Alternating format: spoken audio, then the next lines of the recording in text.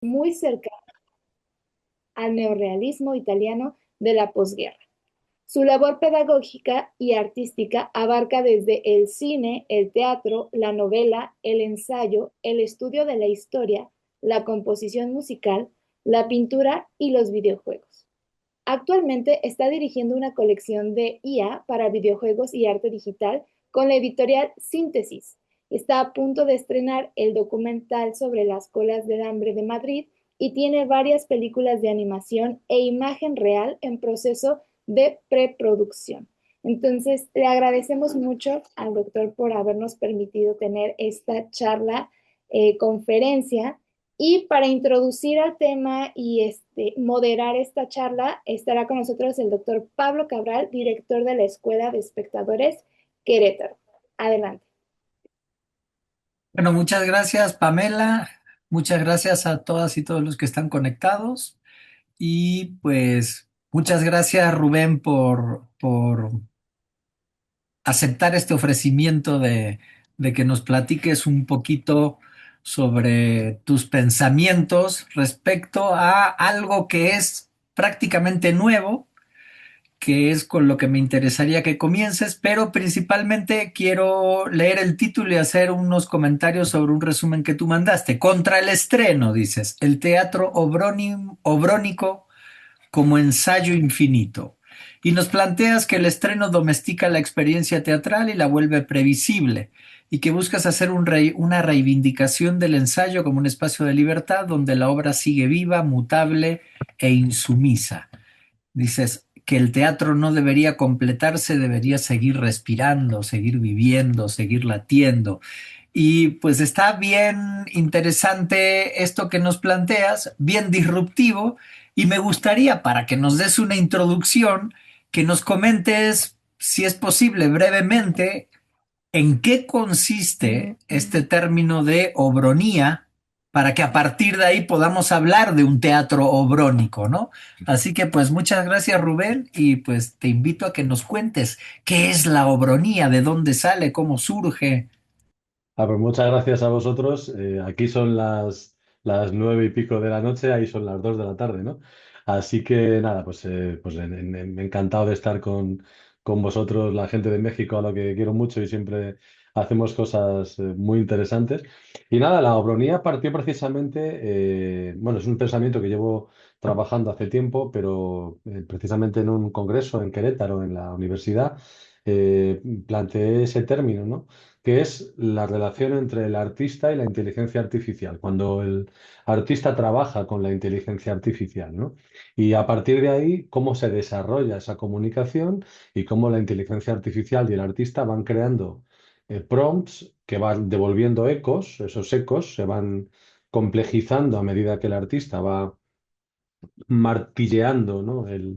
La espada en la herrería y va saliendo procesos de obra diferentes a la voz inicial, a las referencias que tiene la inteligencia artificial en Internet, hasta conseguir llegar a una voz obrónica que viene de huevo. El huevo es una cosa muy interesante porque el huevo es un embrión que tiene todo en sí mismo para crecer.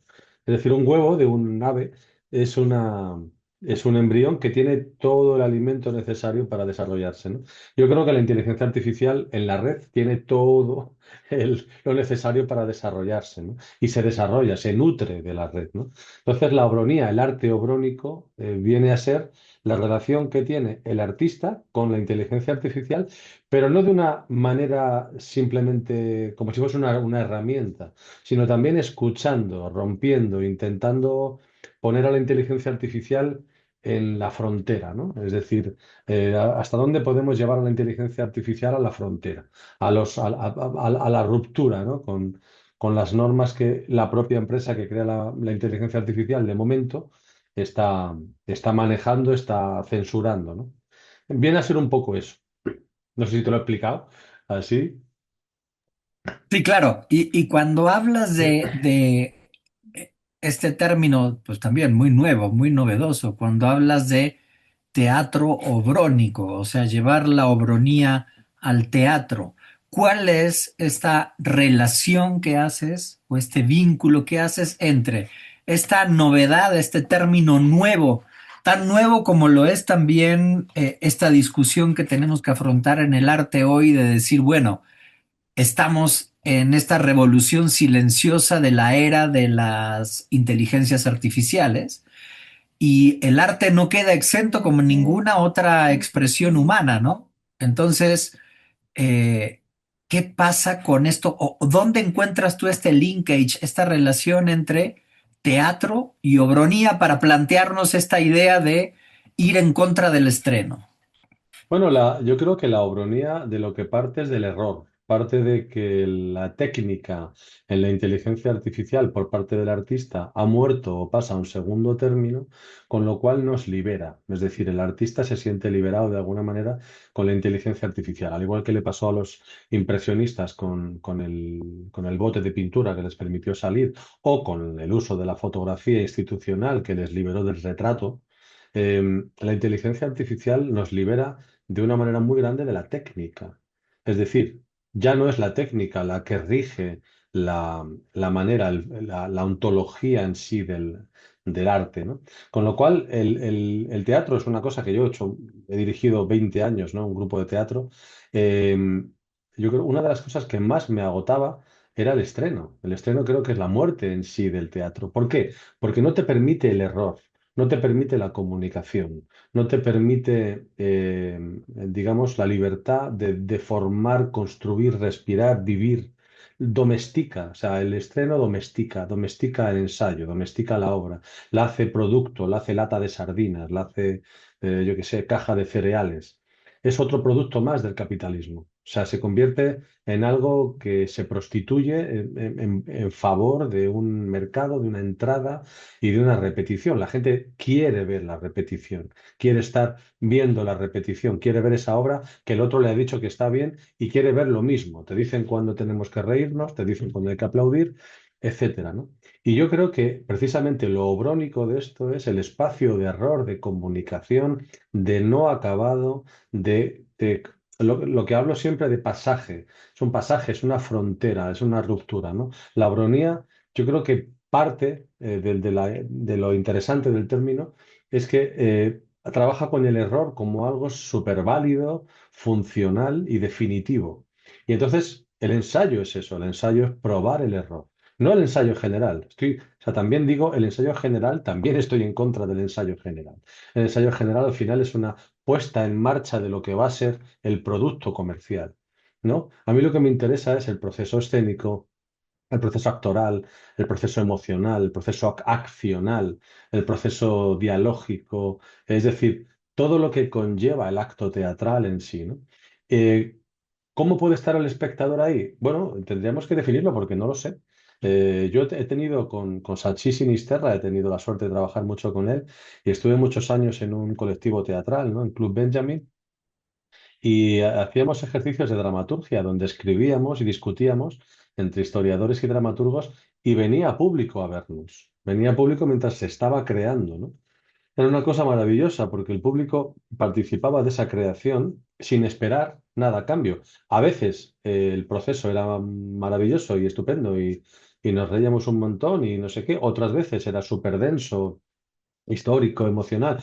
Otras veces era horrible y la tarde no salía bien, pero eso era lo vivo. Es decir, tú no sabías exactamente cuál era la estructura, ¿no? El estreno, yo creo que no es el nacimiento de la obra, es el nacimiento de la domesticación de la obra. Es lo previsible. O sea, yo creo que la escena nunca está lista y es lo maravilloso. Es como el amor. Es como si te digo que a partir de ahora el amor va a ser siempre, siempre igual, ¿no? Pablo, a partir de ahora el amor con tu mujer va a ser siempre el mismo amor, ¿no? No va a cambiar. O pues yo me pegaré un tiro, ¿no? Yo lo que prefiero es no saber mañana cómo va a ser el amor. Es más, prefiero saber si mañana voy a elegir amar a la persona con la que estoy o no.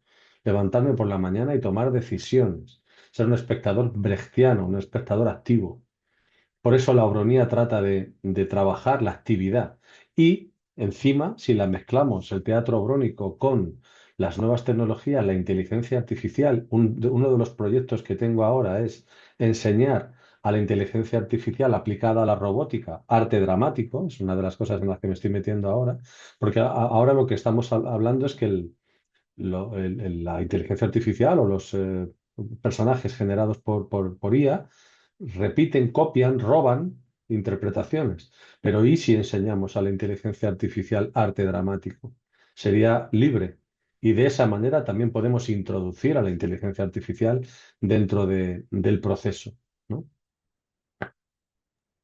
¿Yo sigo o me pregunta? No, no, Yo... no, no, está perfecto que respiraste, está bueno que cada 5 minutos tengas que respirar y salir nuevamente a la superficie Sí. para poder cuestionarte un montón de cosas, ¿no? Que creo que es lo enriquecedor de compartir este espacio contigo, ¿no? Y tengo tres elementos que creo que son bien interesantes para discutir porque tú dices que la inteligencia artificial puede crear. Yo tengo mis reservas con eso porque creo que estoy convencido de que el proceso creativo requiere el factor humano como tal. Más bien podría pensar en una co-creación, pero que no creo que la inteligencia artificial al final del día lo que hace es recibir, manipular y mezclar y remezclar y reorganizar códigos, ¿no es cierto? Ceros y unos, finalmente, ¿no? Yo creo que el Ah, 90 perdón, el 90% sí. de los artistas y creadores que conozco hacen eso, en el 90% de su trabajo. Es decir, la creación tiene un aspecto muy mecánico cuando se profesionaliza. Y al profesionalizar la creación, estamos haciendo lo mismo que la inteligencia artificial, crear modelos. Soy profesor de guión hace 14 años y lo que hacemos es generar modelos de modelos base que sé que funcionan. No hace falta más que mires el cine norteamericano de los últimos 25 años, Marvel o las películas que están funcionando en Estados Unidos. Es toda exactamente la misma estructura, con lo cual la creatividad también habría que ponerla en juego en el siglo XXI. O sea, habría que empezar a hablar de otra cosa. Perdón que te interrumpa. ¿Eh?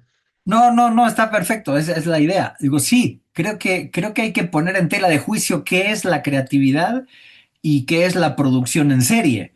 Porque sí, coincido contigo. O sea, una cosa es cuando ya te metes a producir y tienes que producir cantidad.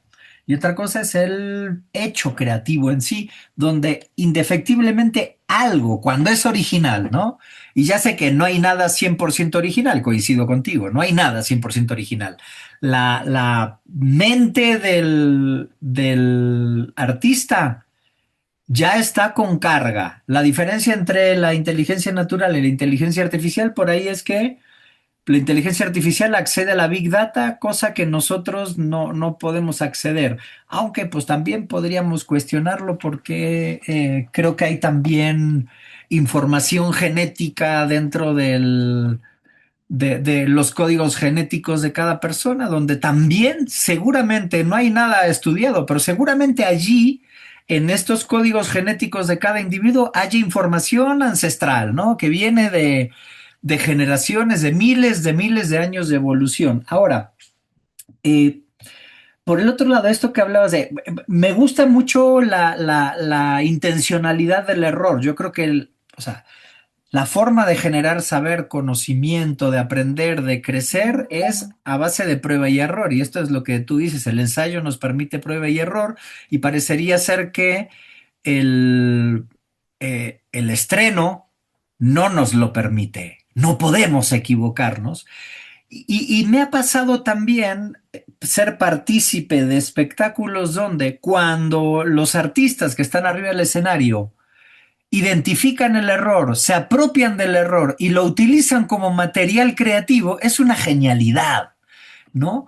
Creo que también hay una, o ¿qué crees tú respecto de esto? Yo creo que hay un condicionamiento que decimos, ah, bueno, esto es como que esto es de verdad y el ensayo fue de mentira, ¿no? El ensayo no es creación, el ensayo no es actuar, el ensayo no es teatro, teatro es solamente la función, ¿no? Y acá, como tú decías, no nos podemos equivocar cuando en realidad si hacemos y yo creo que es lo que las IA nos están trayendo a la humanidad es empezar a ser humanos, entender que el error es parte de lo humano y es parte de lo creativo y es parte del aprendizaje y es parte del conocimiento, cuando durante siglos nos han dicho que el error es malo, el error es caca, ¿no? Y por el otro lado, así ya te respiro yo y tú que has tomado aire durante unos minutos, ¿dónde ponemos al espectador? El espectador está como co-creador de la obra artística, el espectador queda fuera. En este teatro obrónico que planteas tú, donde hay que matar el estreno, ¿dónde queda el espectador? Bueno, yo creo que el espectador tiene que buscar su sitio y también nosotros tenemos que buscar nuestro sitio. Yo no estoy de acuerdo contigo en que la inteligencia artificial no sea creativa. Creo que la inteligencia artificial es una niña pequeña de 4 o 5 años. Yo tengo dos niñas, una de 6 y una de 2. Y yo creo que estamos hablando de la inteligencia artificial en un proceso, si hablásemos de Piaget o Ericsson, está en una fase muy inicial, ¿no?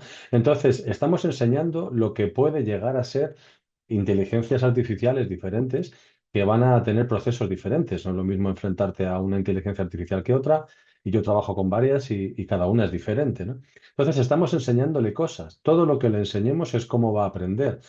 Todos los mecanismos que le enseñemos a la inteligencia artificial es cómo va a aprender. Al final serán autónomas. Cuando consigamos piratear las inteligencias artificiales a las grandes empresas norteamericanas, llegaremos a tener la capacidad de crear nuestra propia inteligencia artificial para bien y para mal. Eso es bueno y malo en sí, como todas las cosas, ¿no? Pero el espectador tendrá que buscar su nuevo sitio. Yo creo que nunca nos hemos enfrentado a una capacidad de inteligencia tan grande como lo que empieza a ser la inteligencia artificial. Estamos todavía, lo que te digo, tratando con una niña, con un niño, alguien muy pequeño, y creo que lo que tenemos que pensar es que este ser, esta niña va a crecer, y ese crecimiento nos va a enfrentarnos por primera vez con alguien con una inteligencia muy similar. ¿Qué es la inteligencia? Bueno, ahí estamos en cuestiones muy complejas. La inteligencia es la capacidad de enfrentarse a los problemas cotidianos. La inteligencia artificial lo hace, se enfrenta a los problemas cotidianos. Con lo cual, si hablamos de Howard Gardner o de la inteligencia múltiple o de cómo se plantea la inteligencia de la inteligencia artificial es bastante mecánica y es bastante proactiva. Si analizamos la mayoría de las personas que con un CI entre 100 o 110, la mayoría de las cosas que realizan se parecen muchísimo a lo que hace la inteligencia artificial. Con lo cual, tendríamos que delimitar qué es la inteligencia en comparación con la inteligencia artificial. Y aquí entramos en un factor, yo creo que muy, muy interesante, y es, nos libera. Bien, hay una persona que puede ser más inteligente que nosotros, que puede mecanizar los datos, que puede incluso llegar al entendimiento, como el notebook de Google, que le pasas un texto y te hace un podcast en un minuto y lo entiende perfectamente, ¿no? Es decir, liberémonos como hizo Monet, como hizo Manet, como hizo Renoir, liberémonos como hizo Picasso, liberémonos como hizo Miles Davis, liberémonos como hizo Camarón de la Isla, liberémonos.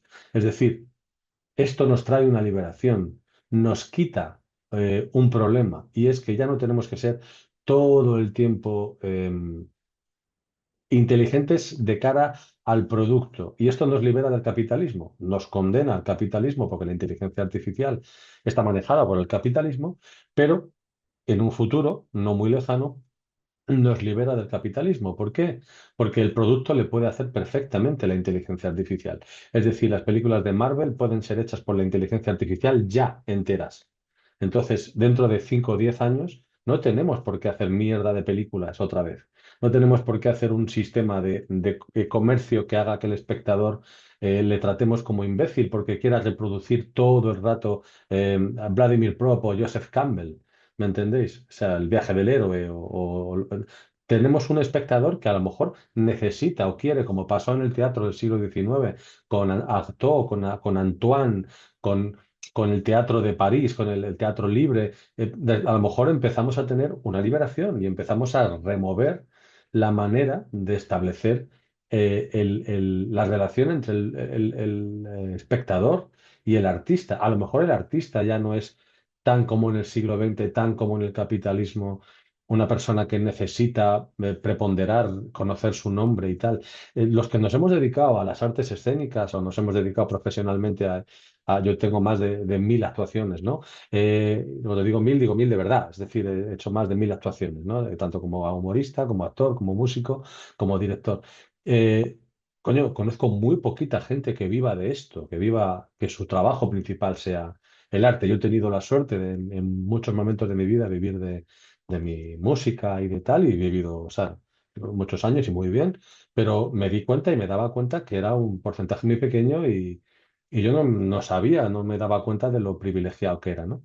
Pero es que el 99% de las personas que hacen teatro actualmente buscan una mercantilización, buscan un producto final o buscan tal. Se ha perdido, lo veo en las escuelas, se ha perdido esa escuela que yo viví de hacer teatro por el mero hecho de conocer el arte, de conocerte a ti mismo, de conocer al ser humano, ¿no? De una manera epistémica, ¿no? De un conocimiento de lo que ya está, a ver qué es, ¿no? Y esto se ha perdido. Yo creo que ahora en las escuelas de teatro, que he ido a dar charlas, conozco amigos míos, dirigen escuelas de teatro, veo a muchos chavales, la mayoría de los actores, ahora solo van porque piensan que van a sacar dinero con eso, ¿no?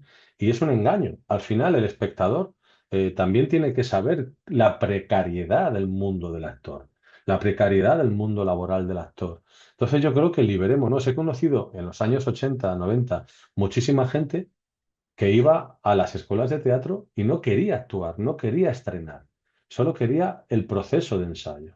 Yo creo que tenemos que volver a esto precisamente con la liberación que nos tiene la inteligencia artificial que genera productos terminados.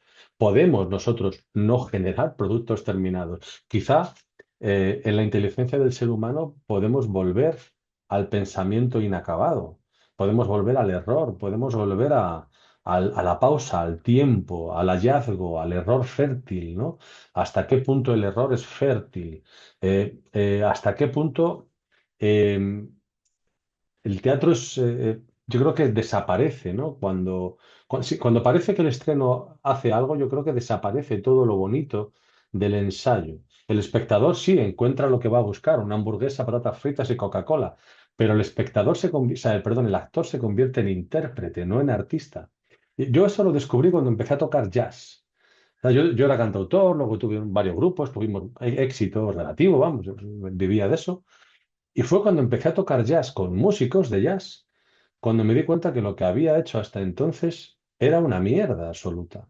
Es decir, que lo que había hecho era interpretar, ensayar, interpretar y no tener margen de error. Cuando estás en una sala, en un café, en una sala pequeña en Madrid, en una sala de jazz en Bilbao, donde fuera, y te encuentras con dos músicos que no conoces y que empiezas con un tema en una tonalidad y van cambiando, modificando, y el error les hace gracia porque les supone una búsqueda de nuevas escalas, de nuevas armonías, y se conjuga en un trío, en un cuarteto, un nuevo tema que no sabes cómo va a acabar, ni sabes en el momento que va a transformarse.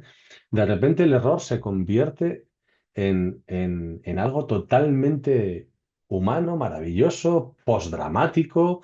No sé, me parece algo maravilloso. Respira, no tiene obligación, no tiene presión. O sea, se convierte en un proceso, ¿no? No es un producto. Están haciendo, la canción está naciendo siempre, porque no sabes lo que va a pasar. Y puedes volver al principio, volver al final, ensayar el principio. Hay una vibración, hay un mood, hay un flow, hay cosas Y importantes, también ¿no? efímero, ¿no?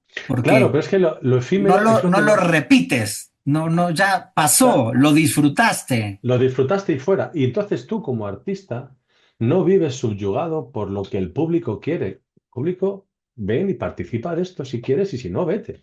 Pero no es tengo que hacer una cosa para que te guste a ti. Es que a mí no me importa lo que te gusta a ti. La comunicación ritual es mucho mayor con el error, porque el espectador sabe que hoy puede ser una cosa que le guste o hoy no. Y esto es sagrado, es teatral, es ritual y al final es sobrónico. Es sobrónico en el sentido que se produce un eco que el eco va al espectador, el espectador lo lleva al artista, el artista lo vuelve al espectador, el artista lo vuelve al compañero, la interacción del compañero, el director también da anotaciones, las anotaciones son interpretadas bien o mal, se producen ensayos, aquí no error, volvemos, no hay una forma definitiva, solo procesos en movimiento, no hay representación cerrada, sino una búsqueda continua, no hay clausura, sino una respiración sostenida que nunca se termina, ¿no? El teatro se convierte, la música se convierte, el arte, en una forma física, una forma artística autónoma, con una estética propia, ¿no? No es Y como... cuando hablas de que vuelve esta comunicación ritual, a mí me resuena mucho las palabras de Jorge Dubati cuando habla del convivio teatral, ¿no? Que el teatro tiene esto del convivio, del estar presente, del sentir, del percibir. Y, y entonces tú nos planteas que tal vez, digo, y creo que habría que explorar el camino, este teatro obrónico podría ser un teatro inconcluso, participativo, ritual, donde yo reitero, y parece una frase así como muy superficial, pero cuanto más le doy vuelta, más yo siento que la inteligencia artificial llegó para humanizar a la humanidad Yo y estoy que de el ser acuerdo. humano regrese al contacto humano con él, con el otro, con el entorno, con la naturaleza, con eh, el arte, como tú bien dices, de una manera u otra, para poder vivir en este sistema en el cual nos metió el siglo XX, el siglo XIX y el siglo XX, es o haces un producto que sea aceptado eh, o te mueres de hambre. ¿No? Y esto que tú dices, por ejemplo, ha sido muy referencial en músicos. Hay músicos muy conocidos que se han suicidado porque las discográficas lo han presionado a hacer un tipo de música de las cuales ellos ya no querían hacerlas porque no se sentían felices, no se sentían identificados o caían en depresiones o que porque había que hacer lo que la gente quiere escuchar de ti. Y entonces, ¿cuándo dejas de ser artista y te conviertes en una máquina que En reproduce artesano. cosas? Claro, es que te conviertes en artesano. Es No, decir, más bien en arte insano, en arte insano también. porque es Te insano conviertes. para ti, ¿no? Y al final, Claro, pero es que en el momento que tú aceptas, yo por ejemplo he tenido suerte, como te decía antes, y he vivido de mi arte, como lo quieras llamar. He vivido de la música, he vivido del teatro, he vivido tal. Es decir, me pagaba el alquiler, me pagaba la comida, me pagaba la ropa, me pagaba las copas, me pagaba el teléfono, ¿no? Es decir, a mí el arte me ha pagado la vida. Entonces era mi trabajo porque me pagaba las cosas, ¿no? Y claro, cuando no tenía actuaciones no podía vivir, no tenía más, ¿no? Entonces he vivido eso de muchas maneras. Y he discutido mucho con muchos compañeros que no vivían de esto y les decía, coño, es que si no vives de esto no puedes discutir sobre esto, ¿no? Y hemos tenido muchas discusiones en muchos cafés, en muchas cosas, ¿no? Bueno, decías de Jorge Dubati. Yo creo que Dubati, hay una cosa muy interesante que es la convivencia teatral, ¿no? Lo que formula Jorge Dubati es muy, muy interesante, ¿no? Aparte que es un tío genial en casi todos los planteamientos que tiene, ¿no? Eh, yo creo que el producto artístico se comparte en escena con el teatro brónico que yo propongo, se comparte más todavía. Como dice Dubati, el teatro no es un objeto, sino una zona de encuentro entre cuerpos, dice él, ¿no? Una convivencia, el convivio que dices tú, ¿no? Que ocurre en un tiempo y en un espacio, que son irrepetibles, cojonudo, bien. Vale, no se hace teatro para mostrar, sino para coexistir y para participar con el teatro. Bien, lo que pasa es que cuando tú como espectador vas a ver un producto hecho, estás prostituyendo el objeto. Es decir, tú ya no quieres solo em, disfrutar del proceso teatral. Lo que quieres es que te guste, que sea que tenga una calidad determinada y que tenga unos estándares. Cuando cumple estándares, no se escucha a Coltrane y a Miles Davis, se escucha a Taylor Swift. Taylor Swift, que yo no me meto en que sea maravillosa y musicalmente seguro que es estupenda, yo no la entiendo muy bien, pero lo que hace Taylor Swift, sabes perfectamente cómo va a funcionar desde el momento uno hasta el segundo 4,32. Es decir, sabes todos los discos cómo van a funcionar. No hay nada armónico que te vaya a sorprender, no hay nada en la letra que te vaya a sorprender, no hay nada en sí que te vaya a romper los moldes. Cuando Miles Davis hace un disco o hacía un disco nuevo, nunca sabías qué iba a hacer. Es más, escuchas Kind of Blue, que es un disco súper clásico, 800 veces y no sabes, y está grabado, no sabes nunca cuándo va a entrar la trompeta, porque nunca entra en el tiempo que tú esperas. Y es una cosa que está grabada, ¿no? Entonces, a mí me parece que hay algo fundamental en la coexistencia. Es decir, no hay una distancia entre proceso y resultado. En el ensayo, el proceso y el resultado están en conjunto. No hay un sentido, no hay una fijación del sentido, no hay una forma definida. Esa forma se puede transformar. El espectador también puede disfrutar con sus respiraciones, con su energía. Todos los que hemos hecho teatro sabemos que una sala llena te da una energía diferente a una sala vacía. No Entonces tú digo que dices que o sea, el teatro brónimo plantea una forma de hacer teatro vivo, sí, esa es la idea. vivo, presente. Presente, completamente presente en la que lo importante no es el proceso dramático del protagonista que busca un objetivo y tiene un antagonista que lo tal, es decir, todo el proceso dramático que hemos estudiado tantas veces, sino, como decía Brecht en muchas ocasiones, la parcelación, estancar las escenas y hacer un proceso en el que ni siquiera el escaletaje del tiempo funcione. A mí lo que me interesa es ver el proceso, cómo el actor trabaja, cómo el actor ese día funciona, ese día no funciona, ese día se encuentra, ese día no se encuentra, ese día solo busca. ¿Me entiendes? Y que el espectador pueda ver un ensayo y que eso sea la forma definida. E incluso que ciertos espectadores, creo que es un número suficientemente pequeño como para que se pueda hacer una comunicación, eh, pues comuniquen, ¿no? Yo cuando estrenaba obras en el circuito comercial, siempre al final de la obra, todas las obras que he hecho, siempre los actores y directores nos sentábamos en el escenario, en unas sillas y platicábamos con los espectadores, ¿no? Y yo creo que ese era el teatro de verdad. Es decir, la obra se había hecho bien, a mí particularmente me interesaba muy poco el estreno y las obras, de hecho no iba porque no me interesaba. Es decir, ya el proceso de ensayos ya estaba y ahora es repetir y repetir y repetir y repetir, que es una fórmula que a mí me aburre soberanamente. Y entonces lo que me interesaba y a lo que sí iba, y de mis propias obras incluso, era el proceso del público opinando, rompiendo, con libertad. Incluso le dábamos un vino y unas pastas, unos dulces, ¿no? Para que se sintiese como en casa. Ese Nosotros hacemos proceso, eso en la escuela, le llamamos desmontaje, y lo que hacemos en determinadas obras es vamos como escuela de espectadores y provocamos que el espectador, la espectadora, dialogue con el creador, con el actor, con el director, y le llamamos proceso de desmontaje como una forma también de hacer comunidad, de desarrollar públicos y de finalmente entendería como de reforzar ese convivio para que no parezca tan estructurado, ¿no? Allá el escenario, aquí el espectador. Ahora, ¿qué pasaría a un espectador donde también es parte y donde le puede dar una indicación al actor o puede, dile tal cosa o reacciona de esta manera? Yo no sé si has tenido la oportunidad de ver, pero aquí hay en México en particular se vive la lucha libre mexicana, donde los espectadores van, pero son parte del espectáculo. Viven, gritan. Bueno, también la pasión que se vive en deportes como el fútbol, como donde pues el espectador está ahí, canta, grita, alienta, mm, salta, se agarra la cabeza, se cuelga del alambrado, ¿no?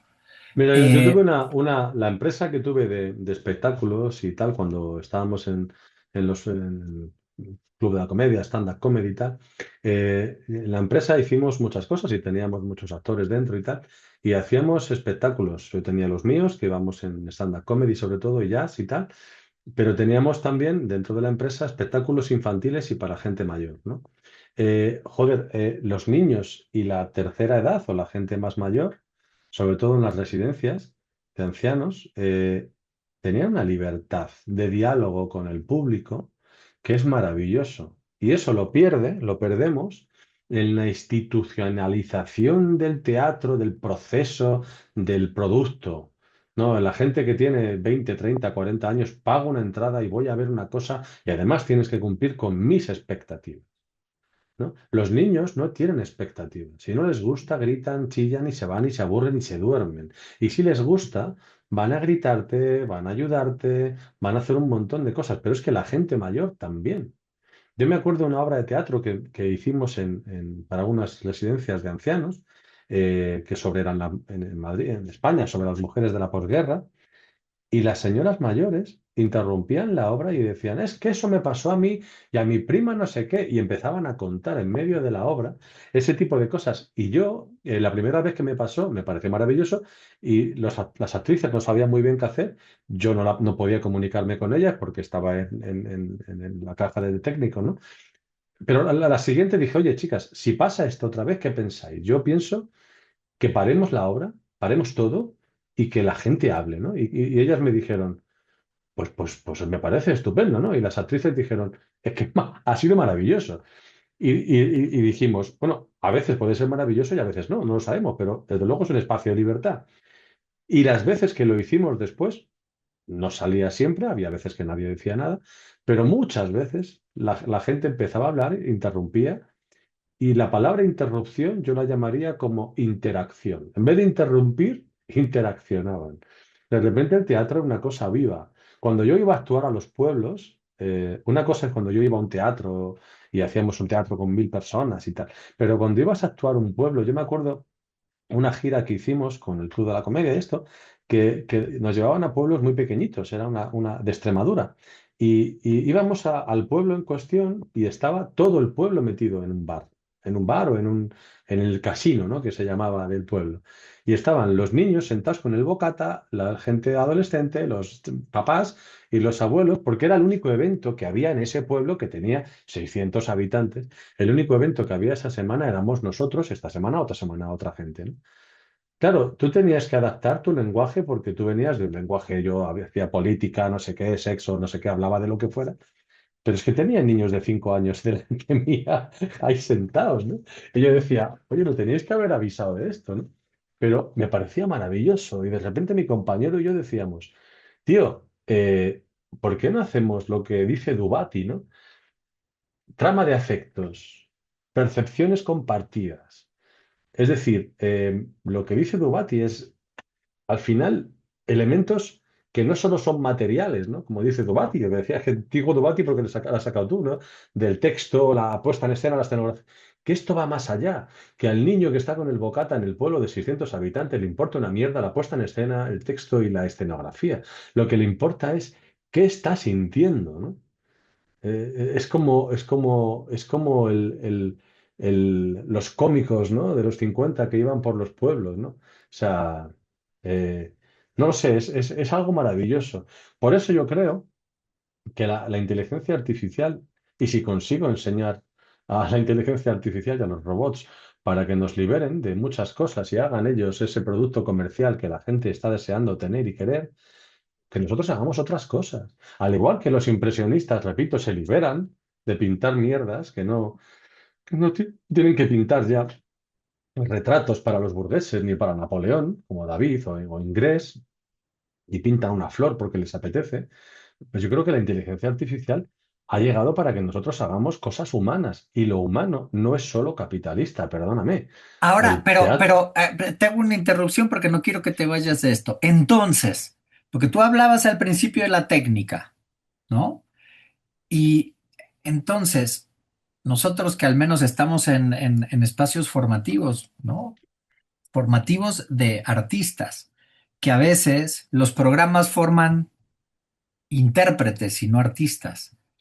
Eh, el cuestionamiento no estaría centrado en, bueno, no tanta técnica de representación y más formación integral de un artista que sienta, que piense, desarrollar la atención, desarrollar la percepción, desarrollar la capacidad de construcción, de pensamiento transversal, de disrupción, de diálogo, de escucha, de sensibilización, de empatía, porque al final del día, si te sabes perfecto la técnica de Stanislavski, eh, no te va a servir tanto para estar atento, perceptivo y viendo qué está pasando con el espectador y cómo puedes romper y entrar en diálogo con el espectador o cómo enriquecer y tomar lo que el espectador entrega para construir de manera conjunta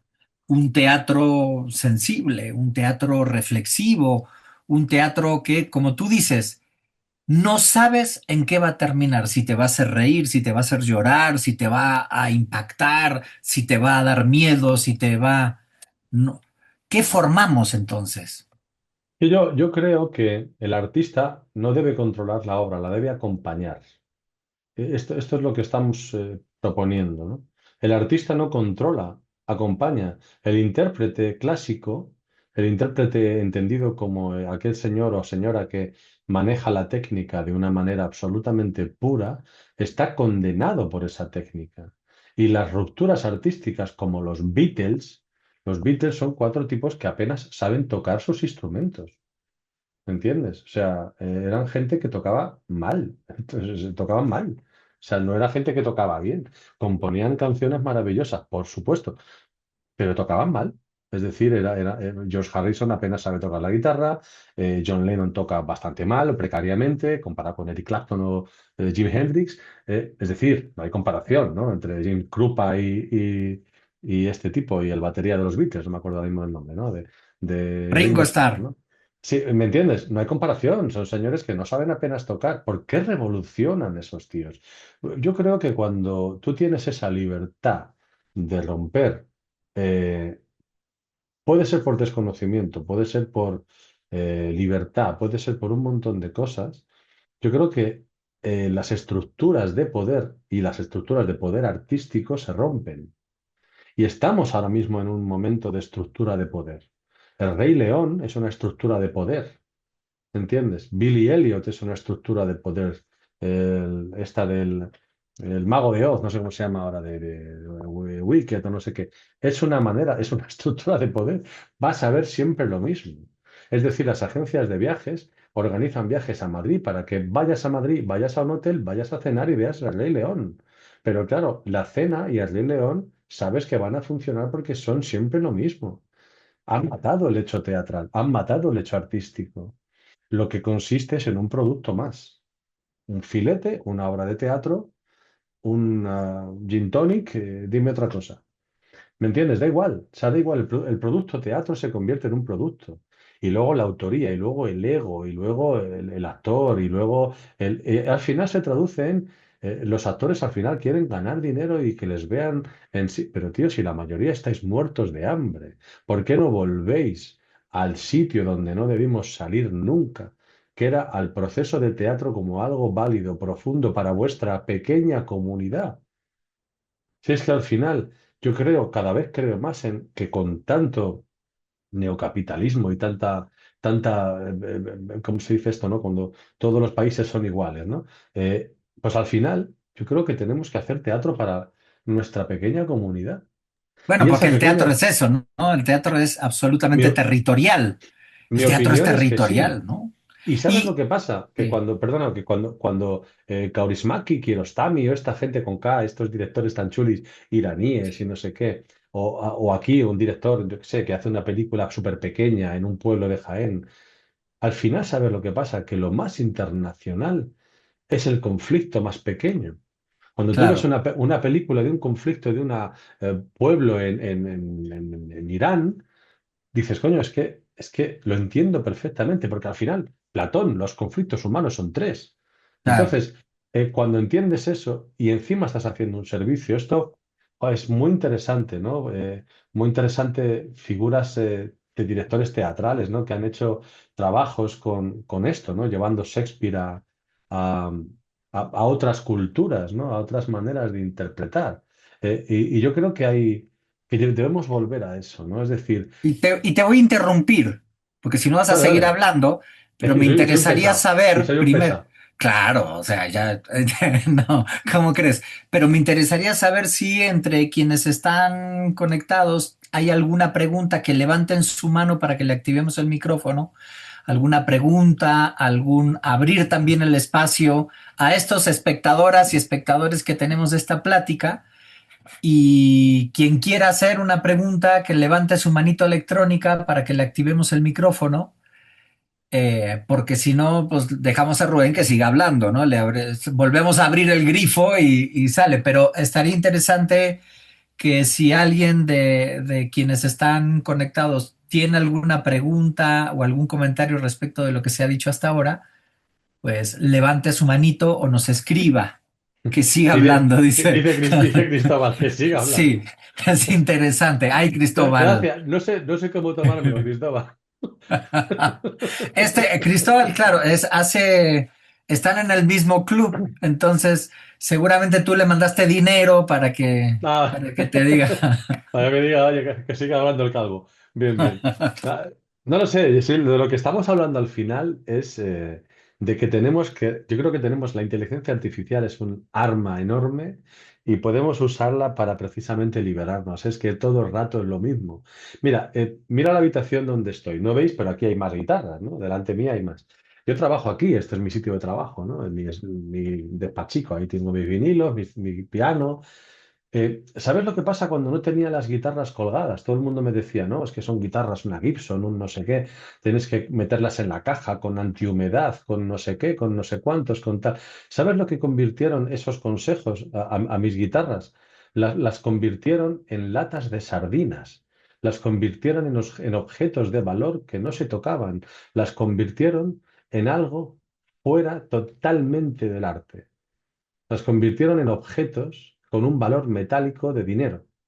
Tenían un valor. Y sin embargo, ¿sabes lo que hice cuando decidí? Me dio una historia al corazón y de repente lo primero que hice cuando salí del hospital es colgar mis guitarras, ¿no? Y cuando yo estoy aquí, ¿sabes lo que pasa? Estoy escribiendo, estoy haciendo nada, estoy con mis hijas. Las guitarras las miro y toco lo que me apetece. ¿Tienen polvo? Sí. ¿Les da humedad? Sí. ¿No están en el sitio óptimo? Pues puede ser. Pero ¿sabes lo que pasa? Que las uso. Y uso todas. Y uso cuando me apetece una, uso una. Cuando me apetece otra, uso otra. Y cuando quiero grabar con una, grabo con la que me apetece en ese momento. Y a lo mejor estoy grabando una canción para una peli, para un no sé qué, de jazz o de lo que sea, y estoy grabando con la guitarra que no se correspondería a ese tono, a ese timbre, Y a ¿no? ver, ¿Por qué? entonces, Rubén, podríamos pensar en el teatro obrónico como pasar del teatro de consumo al teatro de uso humano. Totalmente. El teatro de libertad, de uso humano y un teatro como el que pretendían, o sea, aquellos viejos anarquistas o lo que pretendía el teatro aquel que llevaba a los pueblos, ¿no? El teatro de la barraca, ¿no? De Lorca, ¿no? De llevar a los pueblos esa pequeña interacción como la que te decía que llevábamos a los lugares de mayores o de niños, ¿no? El teatro como algo cercano, libre, donde los actores y los personajes, incluso, ¿por qué tenemos que llamar otra vez a los actores como objetos? Repito, ¿no es magnífico que el propio pueblo haga sus propias representaciones? ¿No es magnífico que el proceso teatral se haga sin necesidad de un estreno? ¿No es maravilloso que un pueblo, que una ciudad, que un barrio, que cualquier persona se enfrente al hecho teatral por el mero hecho de enfrentarse al hecho teatral? Sin necesidad del estrés del estreno, sin necesidad de la economía del estreno, sin necesidad de tener que prostituirse otra vez para el tema del gusto. Y ahí el gusto sí que me gustaría hablar. ¿Qué es el gusto? El gusto al final es el ego. El espectador decide que el gusto es algo válido porque es mío, pero no se replantea que el gusto es una cosa que al final es una imposición, es una autocensura y es una imposición. Tú impones a ti mismo lo que significa tu gusto es una imposición de lo que está bien. Y ya entramos en la época en la que estamos, de políticas de izquierdas y derechas que nos llevan a dictaduras y a Donald Trump y a cosas de estas, ¿no? Y es muy complicado hablar de esto, porque el gusto al final inhabilita el gusto de los demás, ¿no? Yo creo que en este teatro más conviviente, en este teatro del error, también aceptas el error de tu propio pensamiento. Si tú vas con un dictamen de lo que es el gusto, no lo vas a modificar. Vas a salir de la obra y vas a decir, esto es una mierda porque no me gusta. Pero si tú vas a un sitio donde no sabes, no es un producto, sino es un espacio de co-creación, de convivencia, de coexistencia, no hay un resultado, no hay nada, tu gusto está en stand-by, ¿sabes? Tu gusto se tambalea porque no está definido. Y eso me parece maravilloso. ¿Por qué? Porque te rebaja el ego, te rebaja el posicionamiento censor, ¿no? Ya no eres un censor, ya no eres un dictador de gustos. ¿Me entiendes? Ya estás abierto a que las cosas puedan no ser como tú quieres. No hay nada peor que el algoritmo. El algoritmo de TikTok, de Instagram, de las redes sociales, te están diciendo todo el rato lo que tienes que ver porque lo has visto antes. Y tú quieres ver esto porque lo has visto. Y como lo has visto, te voy a dar más de lo que has visto. Esto lo hace el espectador todo el rato. ¿Qué ha demostrado la música esta Rosalía española, ¿no? No sé si la conocéis en México. Sí, sí. Rosalía Rosalía es una chica que empezó haciendo un tipo de música, luego yo particularmente la perdí la pista porque en mi dictadura de mi gusto, el reggaetón y todo eso no entra en el sentido música, en la palabra música no entra el reggaetón. Yo soy de jazz, soy de rock, entonces, el flamenco incluso, pero el reggaetón no entra en lo que yo considero música, es decir, soy un censor, soy un dictador, ¿no? Sin embargo, esta chica nos demuestra a todos en un disco que ha sacado ahora recientemente, nos demuestra que nos callemos la boca, ¿me entiendes? Nos dice, oye, que yo puedo hacer lo que me salga de los cojones o de los ovarios. Es decir, puedo hacer reggaetón, pero es que ahora te hago un disco con la Orquesta Sinfónica de Londres, poniéndome las cuerdas y cantando obras en alemán, y te callas la boca porque es lo que me apetece hacer. Esta persona yo creo que es bastante obrónica en el sentido de la libertad creativa que está teniendo. Y yo creo que deberíamos seguir ese tipo de caminos. Los caminos de hago lo que quiero y no dependo de. Lo que pasa, claro, que en este momento Rosalía es una persona que es mundialmente conocida y tiene un soporte económico. Pero también volvamos a ese teatro de base, a esa música de base, a esos músicos de jazz de base que no tenían por qué depender de las entradas para disfrutar. Yo he tocado en Y salas. Rubén, Dime, dime. porque ya nos queda 1 minuto y medio. Entonces, mi pregunta es, ¿el teatro obrónico llega para liberarnos? Totalmente. La respuesta es sí. Sí. Lleva ¿Y para por, liberarnos. Dime, dime. ¿Y por qué? Hombre, lleva para liberarnos porque yo creo que el teatro se ha convertido en algo no liberador, en algo enlatado, en algo que está prostituido por el público que necesita eh, todo el rato reformular su gusto sin autocrítica, sin crítica. Yo creo que la crítica del gusto se convierte en una censura, no en una crítica. Es decir, yo creo que tenemos que estar abiertos a renovarnos constantemente, pero una renovación al 100%. Es como el feminismo y el machismo, ¿no? Es decir, el problema del feminismo es que piensa que el machismo se puede reformular, ¿no? El machismo hay que romperlo para reformularlo. No se puede limar, ¿me entiendes? No hay limadura. Hay que romperlo para volver a construirlo. No se puede limar el machismo hay que romperlo. Como decía Durruti, hay que romper las cosas para volver a construirlas, ¿no? Entonces, el problema de esto es que a veces yo creo que estamos en una época maravillosa para romper el teatro tal y como estaba y establecer otro código con el espectador y que el espectador también sea inteligente, también sea, que tenga dudas, que vaya a un espectáculo y tenga dudas y salga y escuche a Rosalía y diga, bueno, pues es que a lo mejor el reggaetón es música, ¿entiendes?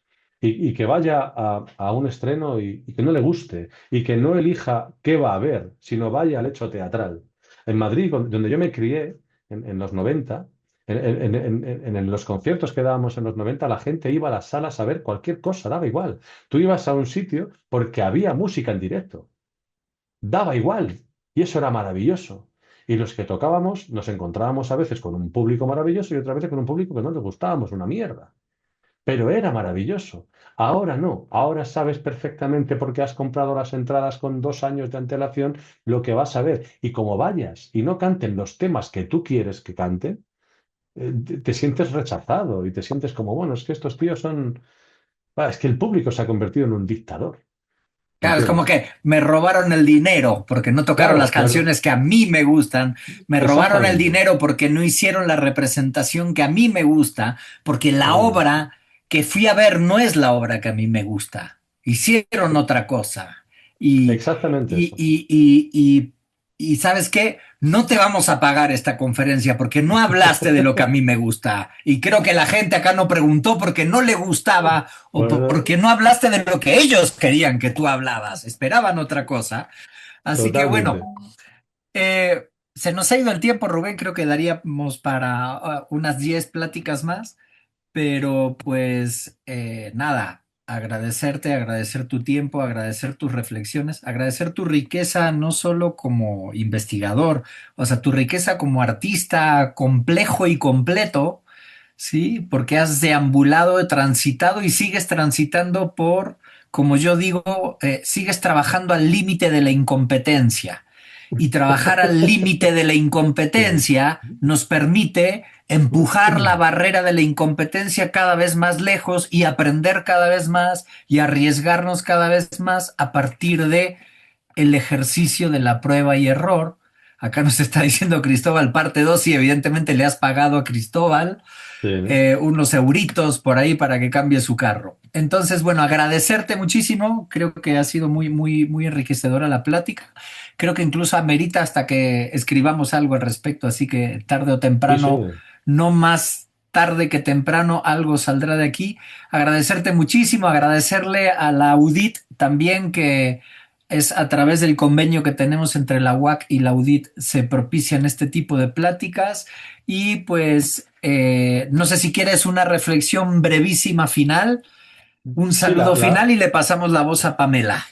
el saludo final es, lo siento que estáis en una escuela de espectadores y estoy diciendo todo lo contrario, ¿no? Y por último, para terminar, diría, espectadores, convertiros en cómplices. No seáis espectadores, sed cómplices. Y la palabra cómplice es muy chula, porque ser cómplice implica que eres partícipe de lo que hay y del error también. Cuando tú eres cómplice, también participas de lo que no te gusta, de lo que sale mal. Ya no eres un usuario dictador que pagas por ver una cosa, eres cómplice. Y a veces las cosas no salen bien, a veces los atracos no salen bien. O a veces muy bien, si no, pregúntale Bueno, a a los veces muy bien, a franceses, veces muy ¿no? bien. Sí, bueno, si quieres le preguntamos a todos los políticos de España qué tal salen los atracos y te lo explican fenomenal. Bien. Muchísimas gracias, mi querido Rubén. Le pasamos la Muchísimas palabra a gracias. Pamela para que formalmente dé el cierre de esta actividad de la Escuela de Espectadores. Muchas gracias al maestro Rubén Durén, muchas gracias al maestro Pablo Cabral por esta charla que quisimos hacer de forma un poco más conversada y no tanto académica. Gracias también a los comentarios de las personas que se conectaron. Cualquier comentario también que nos gusten hacer en nuestras redes sociales, estamos en Instagram como Escuela de Espectadores y en Facebook como Escuela de Espectadores QRO, que es la abreviación de Querétaro. Ahí vamos a estar anunciando otras charlas que vamos a tener a lo largo del siguiente semestre. Ahora nosotros cerramos y vamos de vacaciones en la Universidad Autónoma de Querétaro, pero regresamos en enero con más actividades y por supuesto, si así lo pide el público, nos encantaría volver a tener al doctor Rubén por aquí.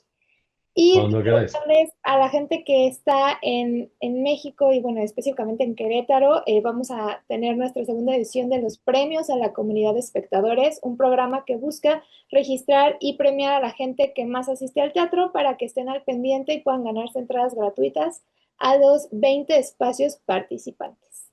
Sin más que agregar, agradecemos mucho y nuevamente al doctor Rubén, al maestro Pablo Cabral y a todos quienes se conectaron y nos vemos en el siguiente. Muchas gracias. Muchas gracias.